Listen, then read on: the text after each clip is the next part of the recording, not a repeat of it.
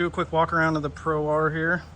This is a full race built car built by Lonestar Racing, owned and driven by Mike Pratt. Yeah, he's a great guy. We do stuff for him once in a while. And yeah, I just figured I'd show you guys what a fully built race razor looks like. This being the fuel fill for the fuel cell. Not sure how big, I'm guessing about a 20-gallon cell in this here. Modifications we got are these tie rods, this upper control arm from Lonestar, this lower control arm, which this may be, I believe Lonestar has a lower arm gusset kit. I believe that's what this is. It's just a stock arm with a bunch of overlays welded onto it. It's interesting. That one has a weld washer. The rest of them don't. Oh, because it's got, that one has a doubling plate and the other side has nothing. Interesting. Shock therapy shock forks and spring cups. Looks like shocks done by Podium Suspension. Method wheels with the BFGs. Salt mirrors. He mainly races Score, so he races down in Baja. Mostly he does do some US races. He just recently, I believe, picked up Baja Designs as a sponsor. That's what it's doing here. We were gonna try and get some lights mounted for him. I don't think we actually have the time to do it, unfortunately, though.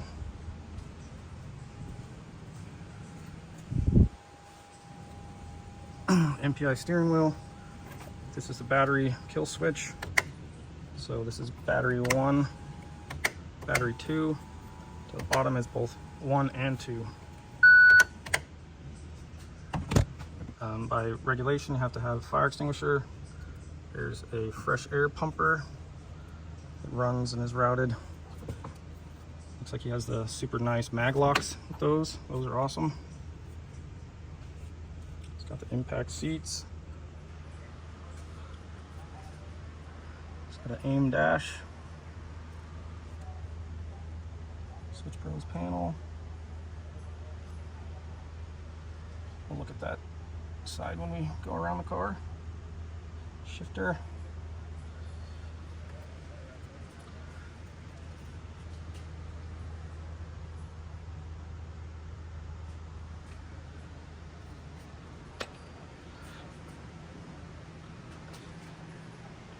Got the Nerf bars / side steps, sway bar links, looking like different springs. It's got the rear toe link, I'm assuming, from Lonestar. The looks like Lonestar kit for the stock trailing arm. Lonestar mud flap. There's the radiator. There's the particle separator, S&B. Rear camera, if you want to see who's behind you. That's, some people like that when they're racing, they can see who's behind them. Mirrors, really, in off-road racing, I don't think they hardly do anything. So this is, I believe that's an EGM jack across there. Mounted here with this pull pin. There's his water lines. So he's got a little screen for that. It's radiator overflow / filler, whatever you want to call it. It's like a heat shield. Lonestar backing plate. New upper radius rods. Not sure exactly what the muffler is. Got the spare tire on the back. The tool bag. Looks like there was something, I believe he said there was a fire extinguisher that actually fell off in Mexico. This, I believe, is a oil filter guard. That little Lonestar piece is there.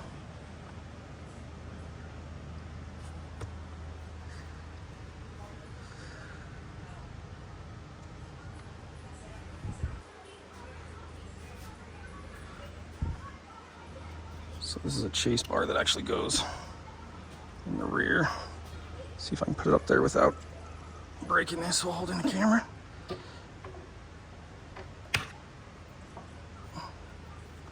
Just kind of sits in there.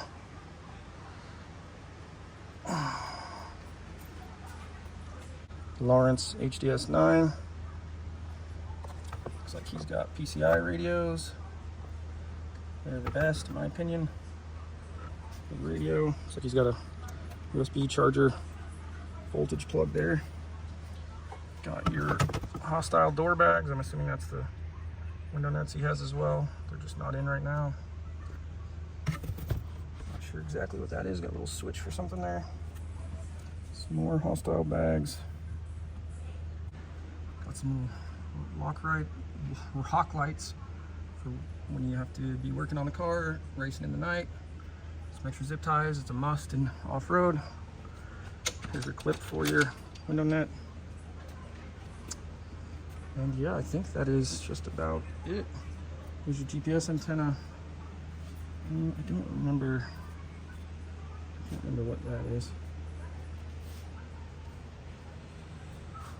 And yeah, that's what we got. I don't know if you can see the fuel cell. I don't think you can.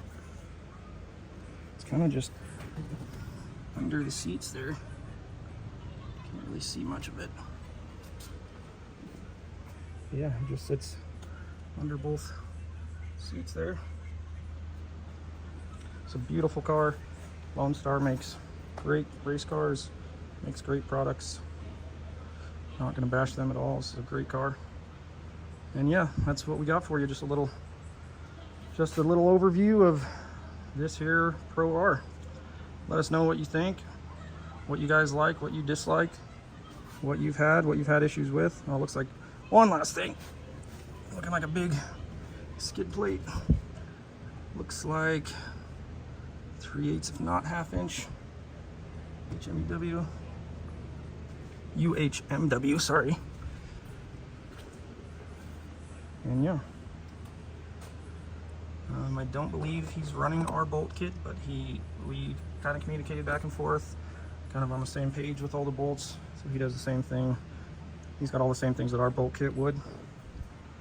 It's really the only way to go if you want your car to